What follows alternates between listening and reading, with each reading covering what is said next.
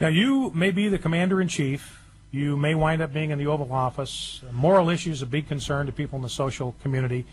We look at the homosexual agenda as a serious threat to religious liberty, freedom of association, freedom of conscience, and all those kind of things. What would you do as a president to slow down the homosexual agenda? You've got the president refusing to defend the Defense of Marriage Act. You have him extending spousal benefits to partners of homosexuals. You have ENDA still on the horizon, which would give special workplace rights to those that engage in homosexual behavior. How would you respond on those issues? Well, I think my emphasis would be pro classical Christianity and pro the values that you and I have and that most Americans have. I would also protect the rights to conscience. For example, I think it's very disturbing that both in the District of Columbia and in Massachusetts, the Catholic Church has given up their adoption service because their religious right to determine who they're willing to have adopt children has been overruled by the state.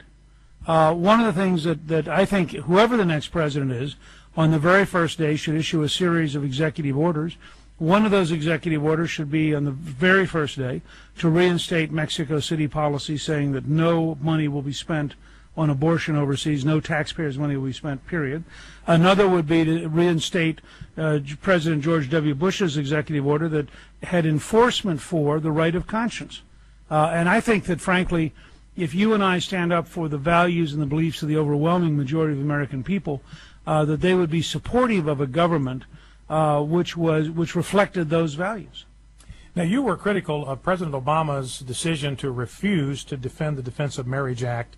You even sort of dangled the impeachment word out there. How serious a breach of his oath of office was his refusal to defend this duly enacted law? I was actually picking up on a radio show's commentary that if you had a conservative Republican refuse to defend a comparable law on the other side, you'd have the New York Times screaming for their impeachment. So I wasn't saying that Obama, I don't think it's an impeachable offense.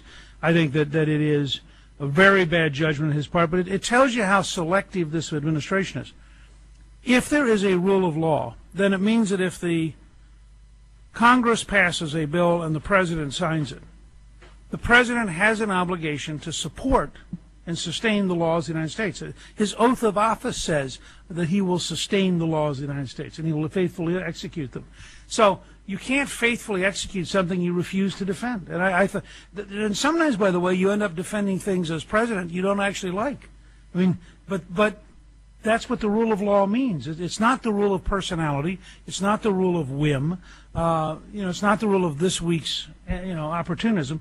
We have a system, and what has made us different from virtually every other country in the world is that we have really honored and enforced the rule of law on a regular basis.